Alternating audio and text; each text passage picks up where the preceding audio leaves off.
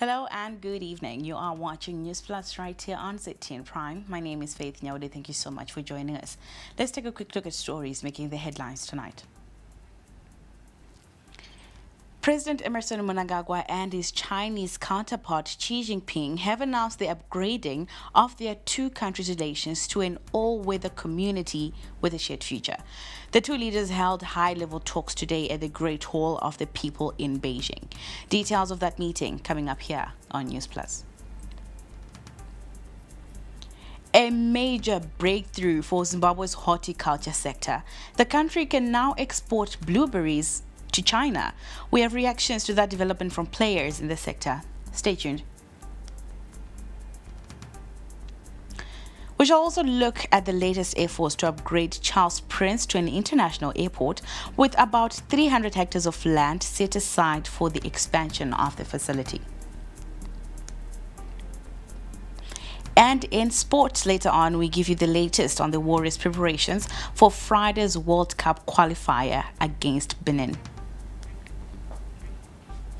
In our first report this evening, President Emerson Mnangagwa and his Chinese counterpart Xi Jinping have announced the upgrading of their two countries' relations to an all-weather community with a shared future. The announcement was made during President Mnangagwa's meeting with President Xi at the Great Hall of the People in Beijing that was earlier today. Now, the high-level meeting comes as the two countries mark 45 years of diplomatic relations. We get more details on the two leaders' discussions.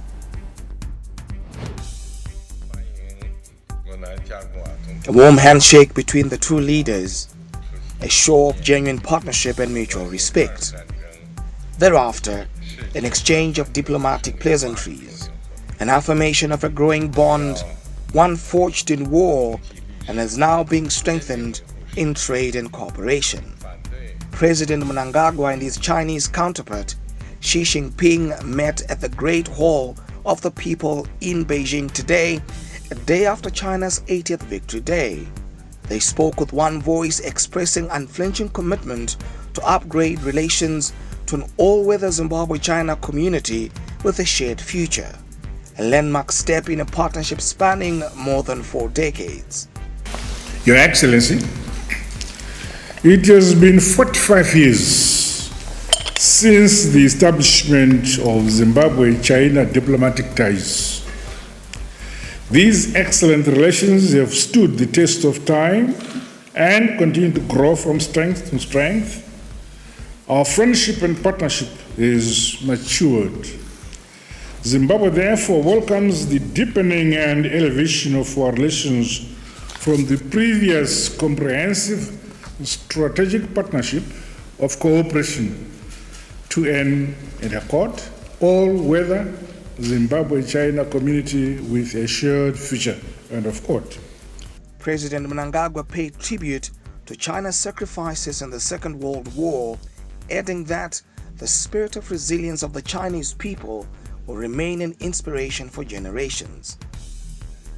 The president yesterday attended commemorations marking the 80th anniversary of the victory in the Chinese People's War of Resistance against Japanese aggression and the World Anti-Fascist War. The president gave the military parade top marks, describing it as out of this world and a showcase of patriotism and precision. I also convey my congratulations to you, Your Excellency, and dear brother, and through you, the Chinese nation, for a spectacular military parade which we witnessed yesterday. It was something out of this world. Relations between Zimbabwe and China beyond politics. The two countries have over the years forged economic ties, with China now Zimbabwe's third biggest trading partner. A trade turnover of $3.8 billion tells the full story. For President Xi, Zimbabwe is more than a friend. He described the partnership as a 5-star ironclad friendship, a model of cooperation for Africa and the global South. 捍卫国际公平正义，推动国际秩序朝着更加公正合理的方向发展。今年是中金建交45周年，中金5星铁杆友谊持续深化。我建议将双边关系提升为中金全天候命运共同体，为中国、非洲乃至全球南方团结协作。President Xi pledged to support Zimbabwe in its fight against sanctions, back its independent path of development, and expand cooperation in mining, infrastructure, investment, and trade. President Mnangagwa in turn reaffirmed Zimbabwe's support for the One China principle and welcomed Beijing's zero-tariff measures for African exports. Now, later in the day, the Communist Party of China hosted a banquet for President Mnangagwa and his delegation, reflecting the deep ties between the two states and their ruling parties, ZANU-PF and the CPC. Member of the Standing Committee of the Political Bureau of the CPC Central Committee and Secretary of the Central Commission for Discipline Inspection, Mr. Li Shi, hosted the Zimbabwean delegation on behalf of Chinese President Xi. President Mnangagwa hailed the excellent relations between the two sister parties dating back to Zimbabwe's liberation struggle. I want to acknowledge the excellent bilateral relations that exist between the Republic of Zimbabwe and the People's Republic of China, which have stood the test of time. It is opportune that the commemorations of 45 years of the diplomatic ties between our two countries has seen the elevation of relations to an all-weather Zimbabwe-China community with a shared future. This was announced earlier today by His Excellency President Xi Jinping. Our two political parties, ZANU-PF and the CPC, enjoy excellent relations. We appreciate the support given by the CPC to the Chitepo School of Ideology and the training programs extended to ZANU-PF cadres. We look forward to more exchanging, particularly with regards strengthening party discipline, building leaders and structures towards strong and stable governance, while also meeting the people's aspirations. We are now going to cross over to Zimbabwe's Group Intake Editor Itai Msengei to discuss President Emmerson Mnangagwa's engagements in China. Now, for you, what does the all-weather community with a shared future signify for Zimbabwe-China relations, and how might this impact Zimbabwe's development trajectory? This has taken Zimbabwe and China's relations to another level. Remember, China and Zimbabwe have always enjoyed good relations dating back to the days of the liberation struggle. But in this case, China has seen it fit, following the meeting between President Mnangagwa and President Xi Jinping, to upgrade its relations with Zimbabwe to the next level, which is almost at par with Russia. This is an important development for Zimbabwe in terms of the economy, because remember, in that same meeting where relations between the two countries were elevated to a higher level, China also announced that Zimbabwe could now export its blueberries to China, entering a very important and big market. China has about 1.4 billion people, and this opens Zimbabwe's horticultural products to a wider market. Already we export to Europe and other parts of the world. This is expanding our export base. This makes the agreement on blueberries makes it the fourth horticulture product or produce to be allowed to be exported into China, following a similar agreement that has seen macadamia nuts, avocados, and citrus being exported to China. Zimbabwe will also be soon negotiating another deal with China to extend the exports to chilies, opening new markets for Zimbabwean farmers, and also ensuring the country expands its its export earnings base, which will come in handy as the country is also moving towards a trajectory to reintroduce a local currency. Hoitai, thank you so much for those insights. Really appreciate them. The future does really look bright for the Zimbabwe-China relations. Now, we also spoke to Foreign Affairs Minister Professor Amon Murira, who gave us an overview of the president's visit to China and the growing relations between Zimbabwe and China. China and Zimbabwe are coming from a very long way, and they are going far in terms of how we relate. One of the most important things is that our relationship with the People's Republic of China is based on a mutual respect of each other's sovereignty and mutual respect and support at multilateral levels. Both at bilateral and multilateral levels, Zimbabwe and the People's Republic of China go hand in hand and support each other. So we are very happy indeed with the elevation of these relationships. Our relationship between Zimbabwe and China have gone deeper. We have been having a lot of cooperation between ourselves and friendly countries that include the People's Republic of China to make sure that we revamp these sectors. So this relationship that we are forging is a productive relationship, which means we are supporting each other in all spheres. Now, still with a focus on the growing relations between Zimbabwe and the People's Republic of China, Zimbabwe can now start exporting blueberries to China following the signing of a protocol with General Administration of Customs of the People's Republic of China. Now, the agreement was concluded during President Emmerson Mnangagwa's visit to the country. With this agreement, Zimbabwe is now poised to supply its blueberries to a market of about 1.4 billion consumers that are in China.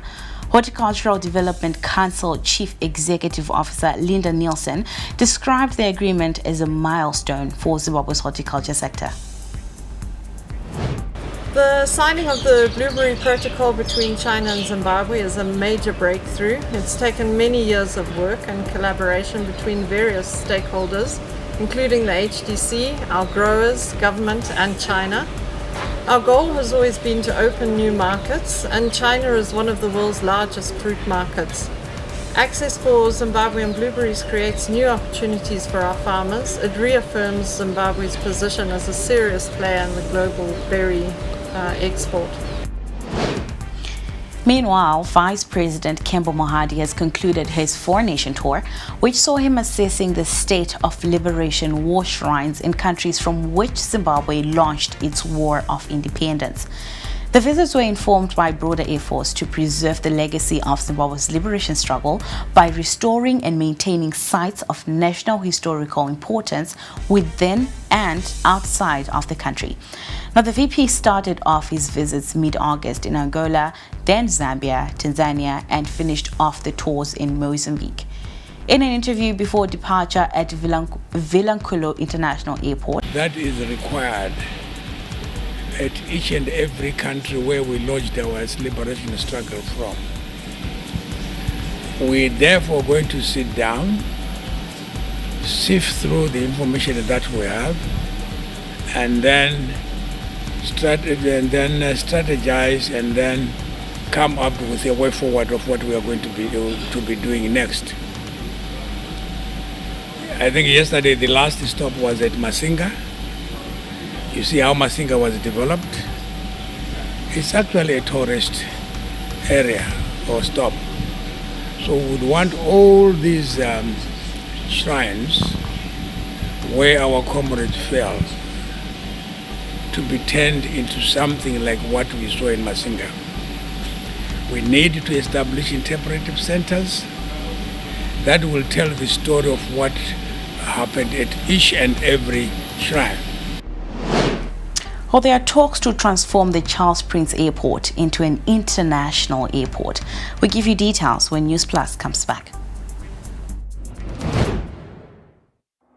Harare, tune into the beat. Capitalk 100.4 FM, your source for news, business, sports, fashion, and more.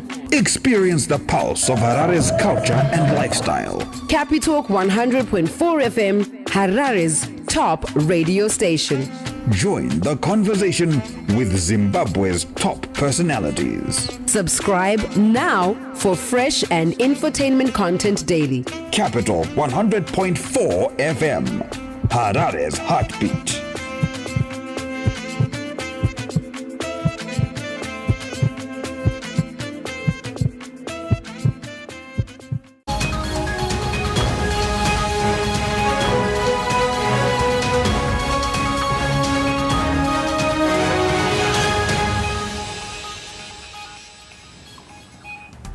Welcome back. You are still watching Newsplus.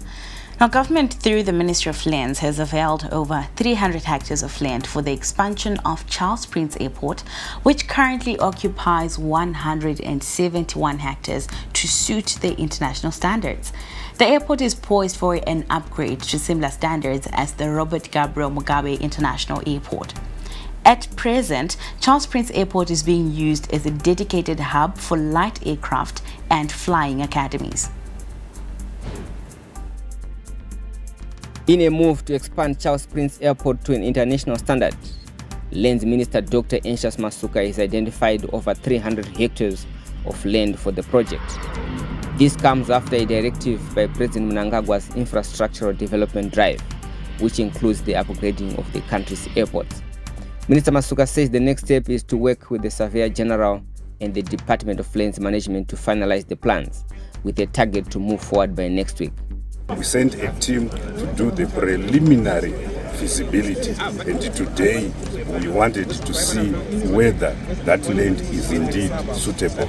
We have identified just over 300 hectares to add on to the current 171 hectares of Charles Prince, and we think this is suitable for the expansion that the ministry envisages. The next stage is to be able to move with the Surveyor General and Department of Lands Management so that we can conclude this by next week and hand over the land so that development can start in earnest. Transport and Infrastructure Development Minister Felix Mona says the development is a fulfillment of President Mnangagwa's desire for upgrading airports to international standards.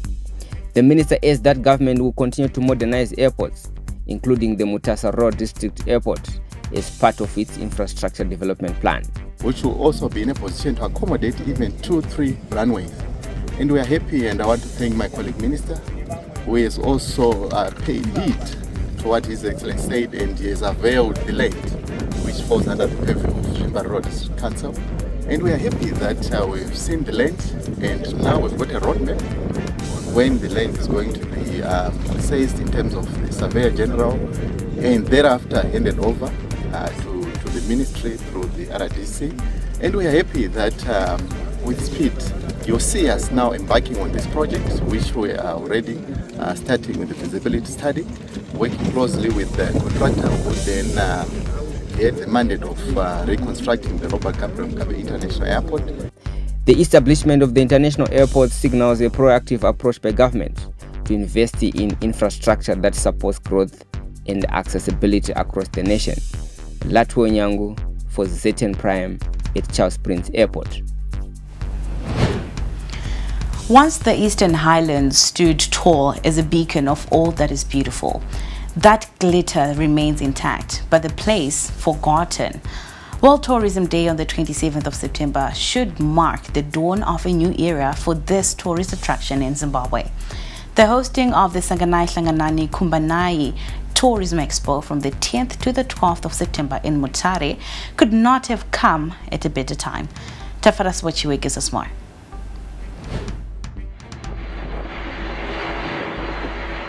The 18th edition of the Sanganai Hlanganani Kumbanai Expo is scheduled to take place in Mutare, while the subsequent edition will be hosted in Masvingo next year, aiming to promote devolution and inclusivity.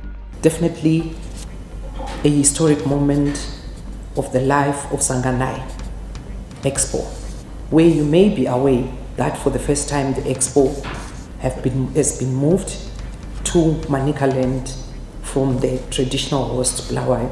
in line with devolution agenda and President Mnangagwa's vision of leaving no one and no place behind. In the past, the expo was referred to as Sanganai Hlanganani, highlighting the two primary local languages, Shona and Ndebele. The new name will be determined based on the dialect of the province hosting the event. The rebranding or renaming to Sanganai Hlanganani Kumbanai. So Sanganai Hlanganani will remain the brand name for the expo or for the event. But as we will be moving to every province, the third name will be named by the province people. We have done this in Manicaland through the Minister of State's office. Over 400 exhibitors have signed up for the expo to date.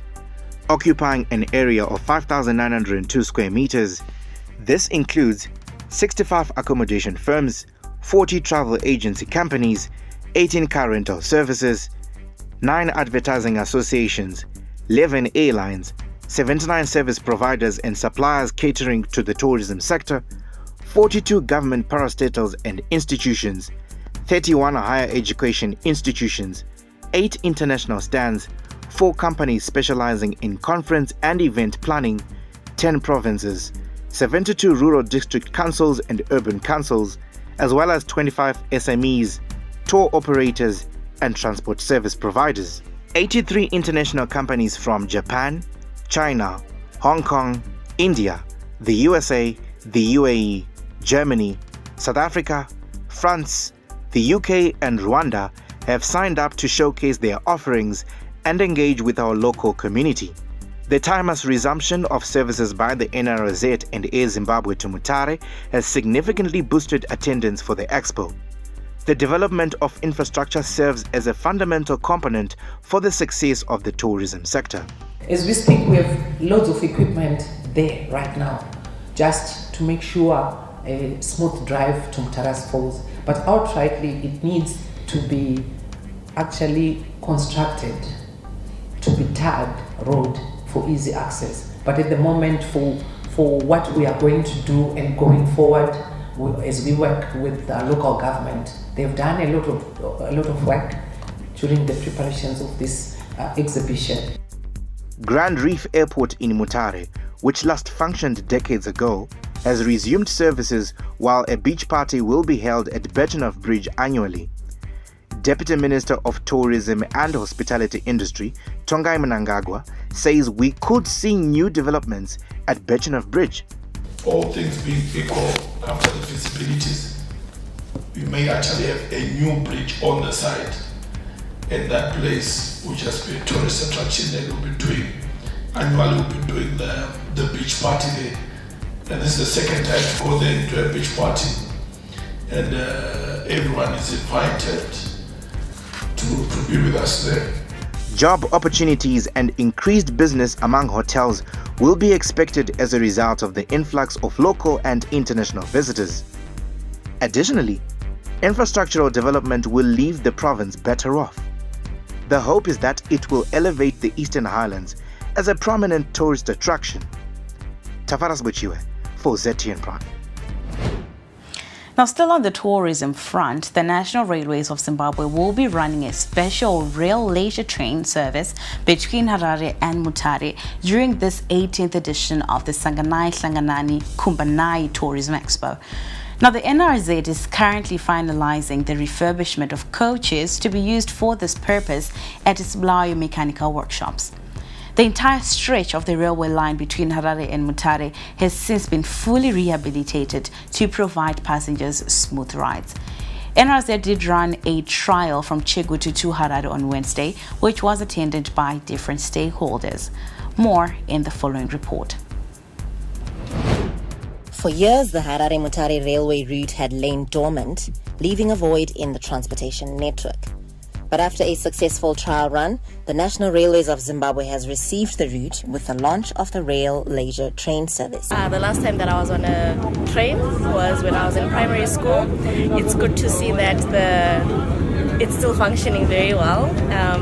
The experience has been good. We've been seeing a lot along the way. There's homesteads, there's cattle, it's an amazing experience. The trial run was attended by tourism industry stakeholders, including Tourism and Hospitality Industry Minister Barbara Rodzi, who attributed the success to a whole-of-government approach championed by President Mnangagwa. It is good to have this passenger train coming back.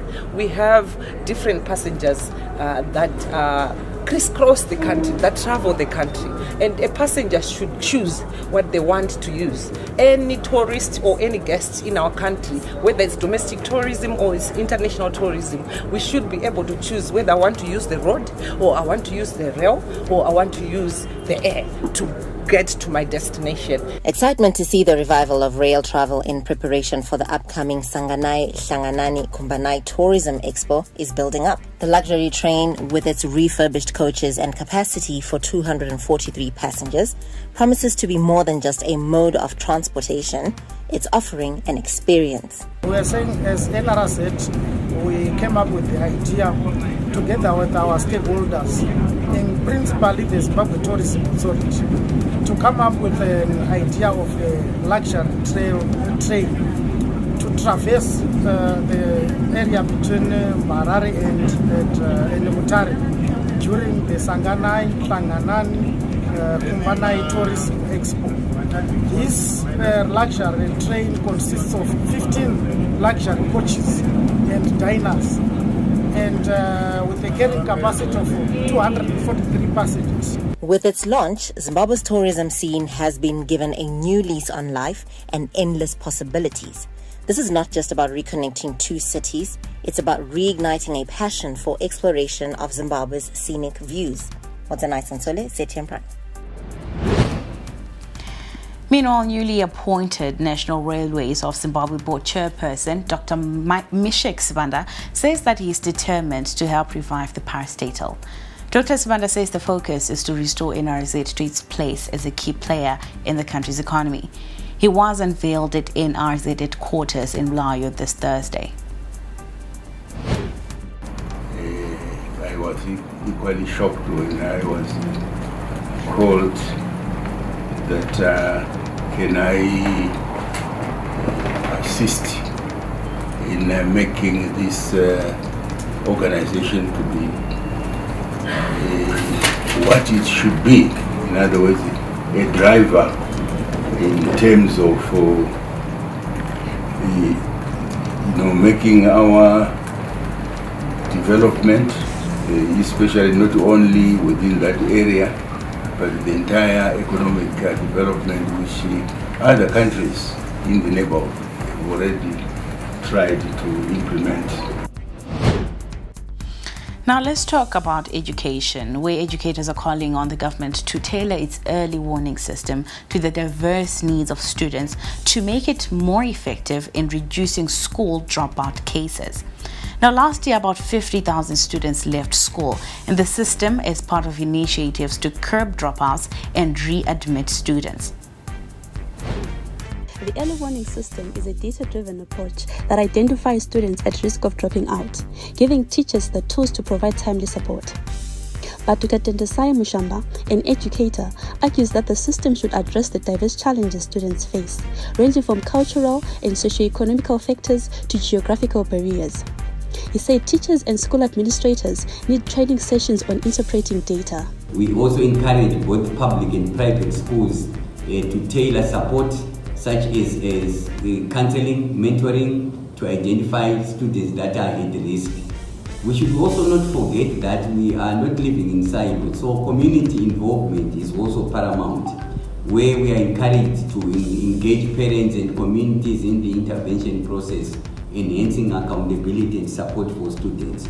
For teacher Mark Henry Shutu, the system can work even better when paired with counseling sessions that build trust between students and educators, helping them find solutions to personal challenges. Know that you can. You come and share everything that they are going through. And this will give us a leverage of knowing the actions and the right steps to take and prevent these dropouts. According to Taunga Nandoro, Director of Communications and Advocacy at the Ministry of Education, the system is already operational in 545 at-risk schools, with Mashonaland Central Province being the most affected.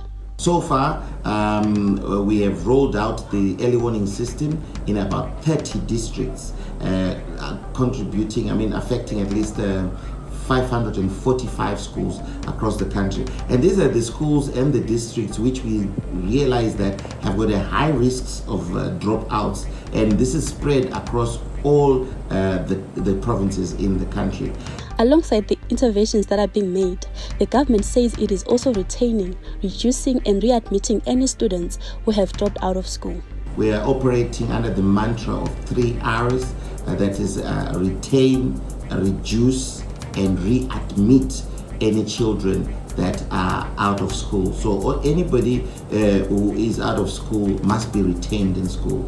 Once they are retained in school, we need to ensure that we reduce any numbers of dropouts, and we need to also have mechanisms which we already have in terms of retaining those children. The introduction of the early warning system is part of government strategies to ensure that all students complete their education. For ZTM Prime, I am Mashitu Mambo in Harare. You are watching Newsplus. We'll be back shortly after this.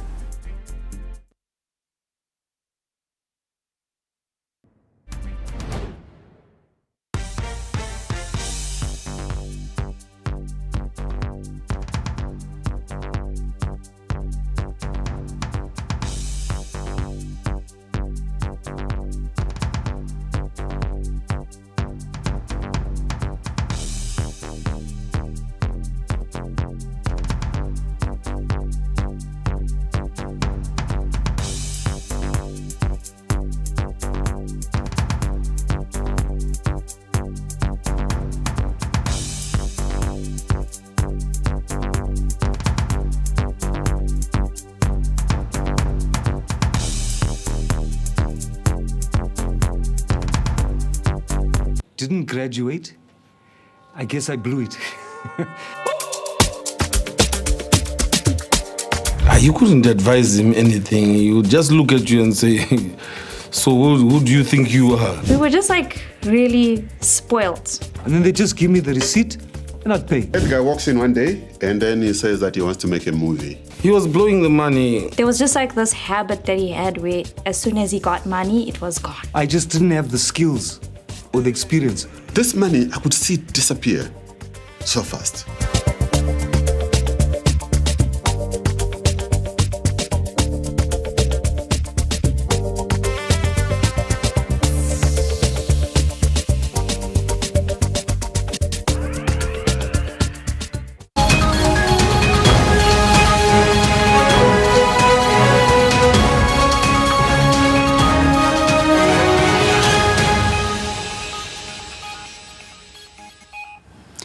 Welcome back. Thank you for staying with Newsplus. Now, the Zimbabwean government says that it is committed to promoting gender equality for development, not just appearances. That stance framed the National Gender Forum that was held in Harare today, which also marked the 10th anniversary of the Zimbabwe Gender Commission. Now, the Commission is one of the country's independent bodies established in 2025 to promote gender equality through research, policy, advice, and investigations. More details in this report. The National Gender Forum is not just a conference. It is a statutory requirement that the Commission must convene every year. This year it coincided with the Zimbabwe Gender Commission's 10th anniversary. The 10-year milestone is a moment to take stock. Over the last decade, the Commission has led research and inquiries, influenced policy, and conducted gender audits for political parties to push for internal equality.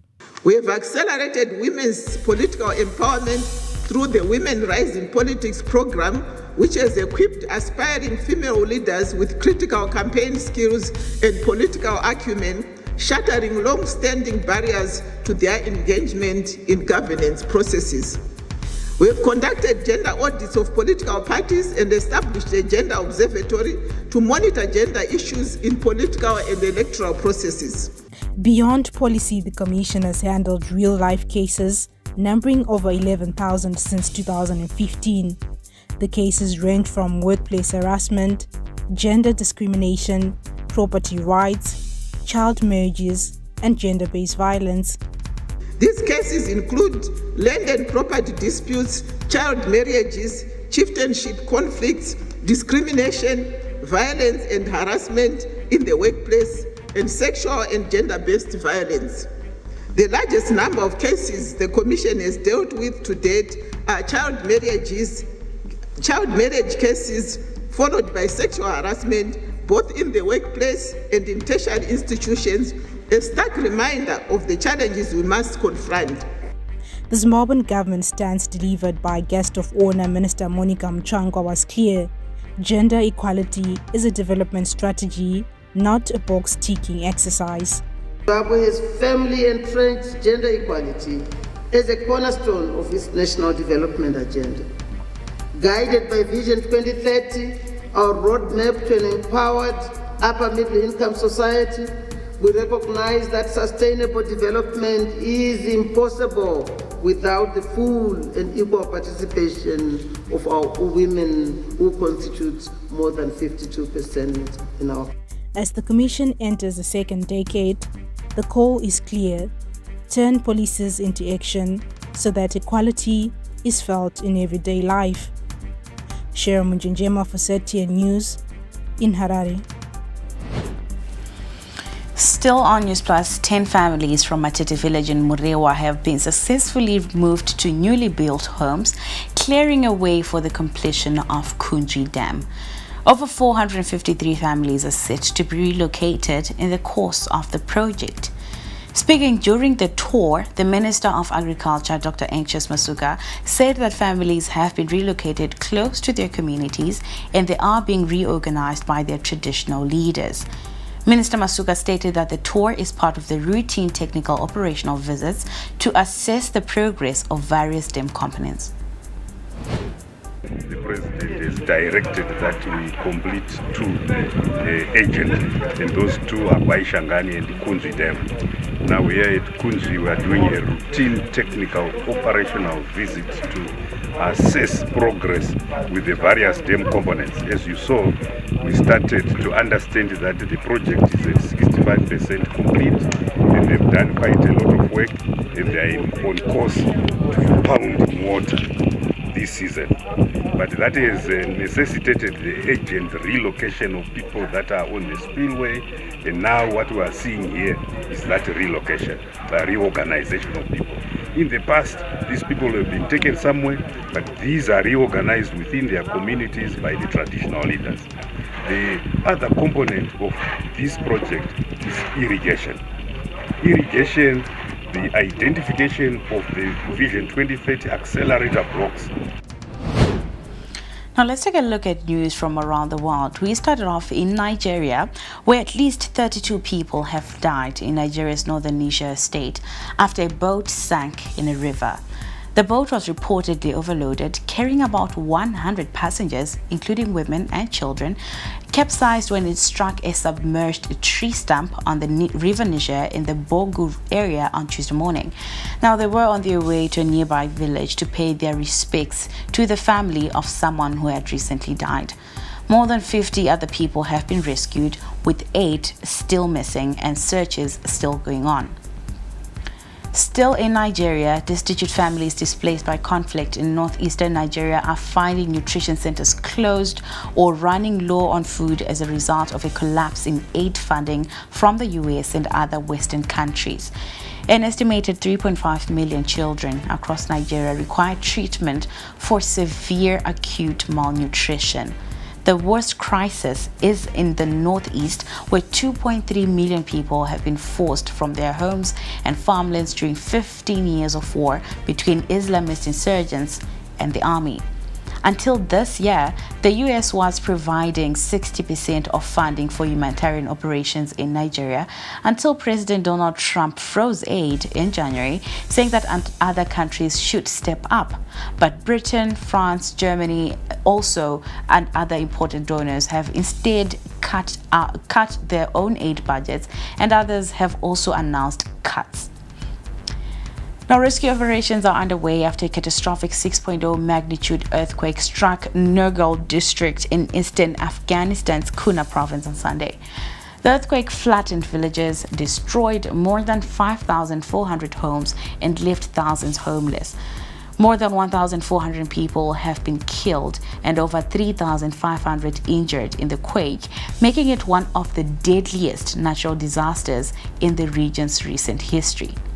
Teams from multiple agencies have been deployed for rescue at the epicenter, but they are facing severe challenges.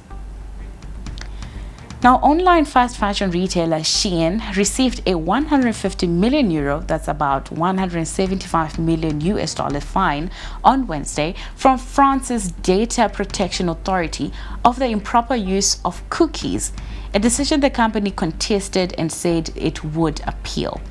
Now, this fine amounts to about 2% of Shein's European revenue in 2023.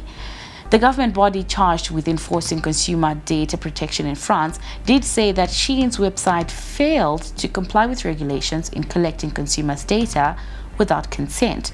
Shein said it firmly contests this decision and they are going to file an appeal. You are watching Newsplus. When we come back, we give you business news.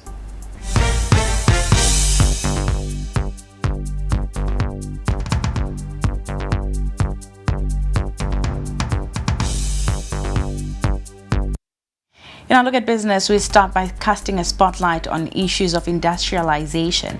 Zimbabwe is sharpening its focus on industrialization, with authorities drafting the second National Industrial Development Policy. Consultations are still ongoing with stakeholders across industries as the government pushes for a final document that aligns with its broader vision of becoming an upper middle income economy by 2030. Industry and Commerce Minister Mangaliso Ndlovu says the framework aims to accelerate growth in manufacturing, a sector viewed as central to economic recovery. He was addressing the Parliamentary Portfolio Committee on Industry and Commerce. There were 115 critical policy interventions that we identified in this plan. Not all of them lie within our ministry. Some have to do with critical enablers. Some have to do with other ministries doing things right. And we had to put it there because they have a bearing on our industrial performance. Our assessment so far is that we have achieved 65% of this. I was telling my team that I challenge everyone. Still in business, rural communities in Nyamadlovu, Umguza are proving that smallholder farmers can actually compete with commercial operations. Local farmers are leading a wheat growing revolution under a government-supported irrigation scheme. Our Bulawayo correspondent Andile Chuma gives us more in this report. In Nyamadlovu, smallholder farmers are showing that with support and determination, rural communities can drive the nation's agricultural success. 12 communal farmers in Nyamadlovu, Umguza have defied the odds by venturing into wheat production, a crop traditionally dominated by commercial farmers. Under the Papamani irrigation scheme, revitalized 5 years ago with boreholes and a center pivot system, these farmers have planted 50 hectares of wheat with half of the crop ready for harvest next month. The government and development partners' backing has turned Papamani into a model for rural agricultural success, enabling them to expand and increase their yields. Mani irrigation is a shining example of what outstanding collaboration can actually give result to. AFC Land and Development Bank are co-implementing agencies with a food agricultural organization under the Ministry of Agriculture in Zimbabwe. Beneficiaries commended the impact the project has had on their lives, as they never imagined communal farmers could grow wheat on this scale, making a contribution to the country's food security.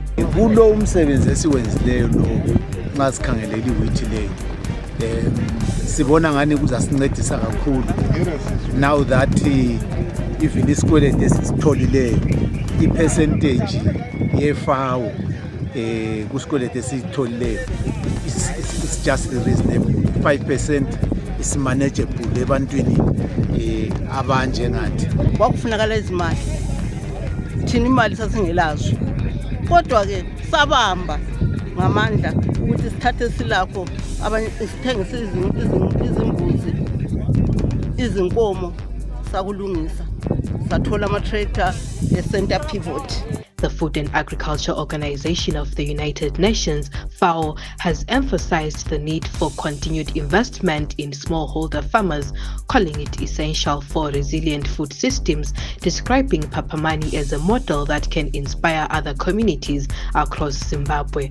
The Minister of Agriculture said government continues to invest in mechanization and farmer support programs, and Papamani demonstrates the crucial role rural communities play in cultivating hope, opportunity, and the backbone of Zimbabwe's food systems. The support that we are getting from our development partners, the Food and Agriculture Organization of the United Nations, our own internal financial institution, the Agricultural Finance Corporation, coming into this partnership, the support that we are getting from the African Development Bank, and all other well-wishers, even those that are coming in with support in terms of equipmentation. Behind me is 50 hectares under wheat, proving that rural communities are the backbone of Zimbabwe and Africa's food system.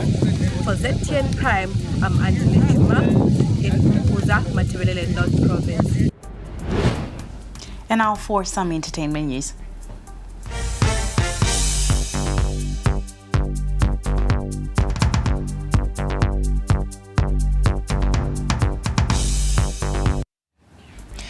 Our stakeholders are using musical shows, including the Zim Dancehall Cup Clash, as part of campaigns against substance and drug abuse. Organizers of the 2025 Harare Cup Clash have taken up the initiative, which include empowering chanters who would have participated in the musical events. Winners of the August Cup Clash, Mogo Vibes and Lady D, are next week set to get residential stands in Donnybrook, courtesy of one of the sponsors, Prophet Kudakwashe Jose of Victorious Generation International Church. This was not just a land but a symbol. It was a way of saying to every young person, we see you, we love you, and you have a future without drugs. It was a way of empowering our message as a church, saying no to drugs. We would like to thank our government for the positive steps they are taking against drug abuse. But this fight requires all of us, parents, churches, communities, youth and elderly, standing together in love and in prayer. Now, the Cup Clash organizer, Godfather Templeman, has welcomed the idea of spreading the anti-drug message at musical shows, saying it will reach the masses. I think it's what we have needed for the longest of time, because we have lost brothers and sisters, over years because of drug and substance abuse. And we have seen the government over the past 2-3 years also intensifying the fight. And I think this year we saw His Excellency also championing the campaign against drug abuse. Still in entertainment news, Zimbabwean author and filmmaker Amos Chinodakufa has achieved a milestone with his thriller film The Kairos 5, which is now featured on Apple TV and Amazon Prime Video. This marks a notable achievement for local language productions from Zimbabwe. Chinodakufa, a Mashingo native, is the founder of the Chinos Productions. Here is a snippet of the trailer.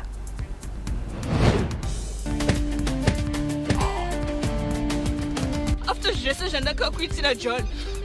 After this is how you pay me back. Linda. Pangabane 10 ma contract. Ndakabajamba vese ndakapa basa iti kwauriyo. Saka kana ukatadza basa ndichatsama.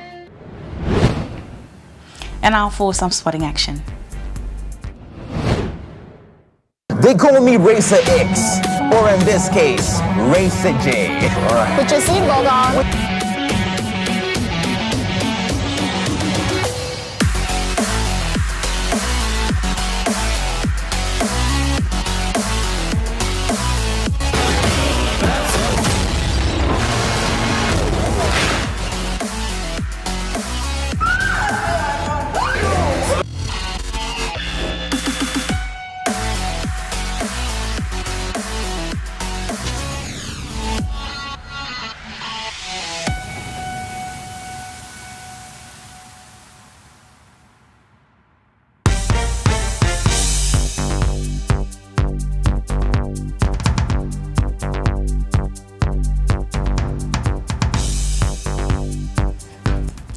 Welcome back. You are still watching Newsplus, and now we give you some sporting news. We start off with some cricket.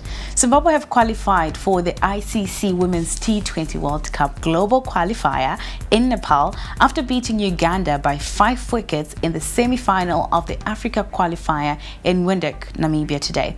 The Lady Chevrons qualify along with Namibia, who beat Tanzania by 8 wickets in the second semi-final. They will join the Netherlands and Ireland, who gained entry via the European qualifier, along with Scotland and Bangladesh, who had earned automatic qualification based on their participation in the 2024 Women's T20 World Cup. The other teams that will feature in the 10-team global qualifier are United States, who qualified through the Americas qualifier, Nepal and Thailand, who made it through the Asia qualifiers. Another spot will be occupied from the East Asia Pacific qualifier. Now, top 4 teams from among the 10 in the global qualifier will go through to the ICC Women's T20 World Cup 2026 to be held in England next year. Still in sport, but now with a look at football, Warriors coach Michael Nees says they have left nothing to chance in their preparations for the 2026 FIFA World Cup qualifiers against Benin in Abidjan, Cote d'Ivoire tomorrow. The Warriors are currently bottom of Group C with 4 points and are winless in World Cup qualifiers since their 3-1 victory over Somalia in 2019. South Africa topped the group with 13 points, with Rwanda and Benin second and third respectively, both with 8 points. Now, Nigeria are 4th with 7, while Lesotho are 5th with 6 points. Nees anticipates a fierce battle against Benin as they look to revive their qualifying campaign.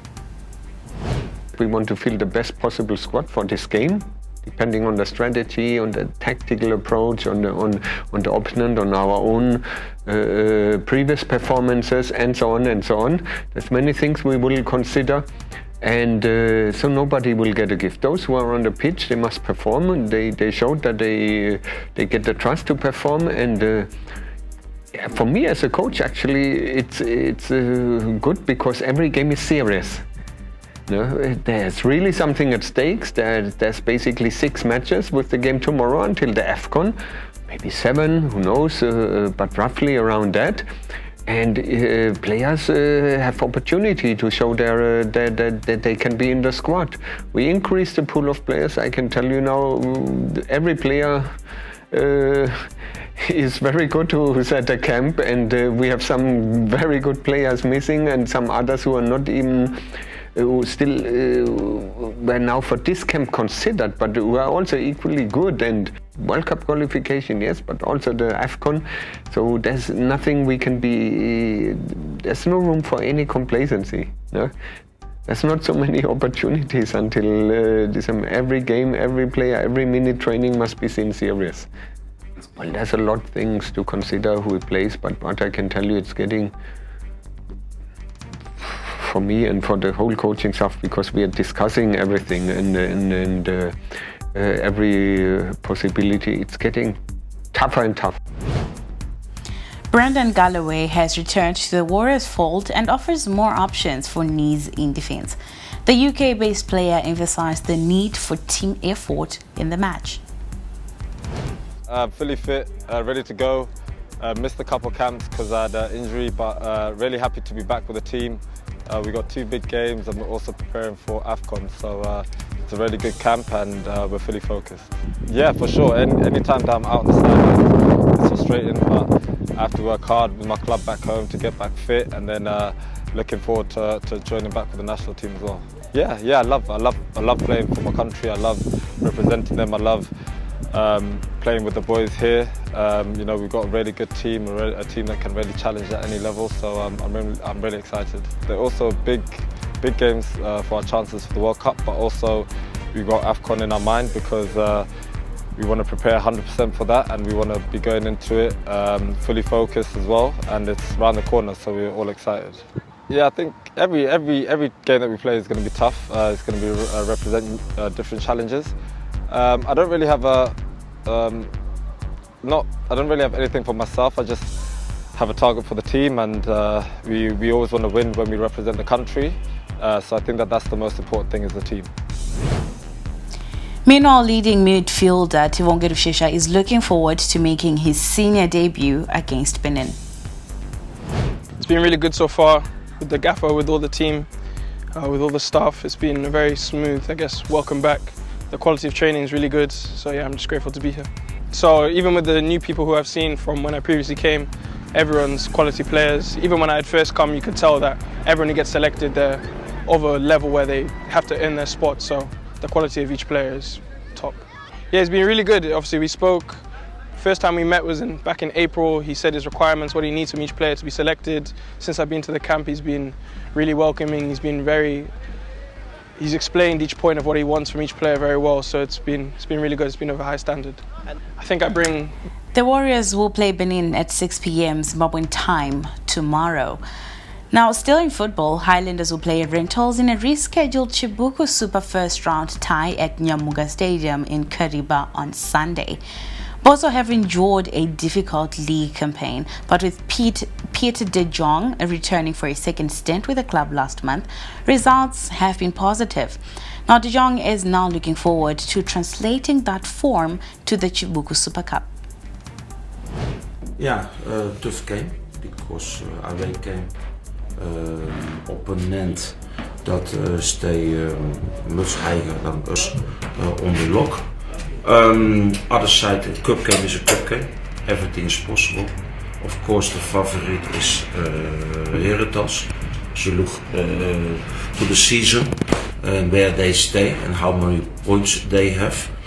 Other side, what I earlier say, in cup football, everything is possible because it is 90 minutes and there is a winner coming, and is there no winner coming, it is a shootout. Yeah, let's see what we can do. We cover it. Also for the opponent. We try every game to win, and of course, opponents. De Jong led Boso to their last trophy success in 2019 when they lifted the Chibuku Super Cup, and he is banking on his experience to help his side progress to the next round. It is not about me, it is about the club, for the fans. It is a difficult situation. I'm always realistic because 2019 was a total other situation about the selection. It is what it is. It is not very far to say how far you can come. You need to look game for game. And let's Sunday first play against Herentals. And what I say, I'm always realistic. Herentals is the favorite. The Rentals vs Highlanders match will be live on ZTN Prime from 2:30 p.m. on Sunday. Now that's all I had for you on Newsplus this evening, but do not go away. We have the chase coming right up after this, and today we're discussing ZiG becoming a monocurrency. Will it work? Will it not? We have different industry players to help us discuss this issue in studio. Good evening.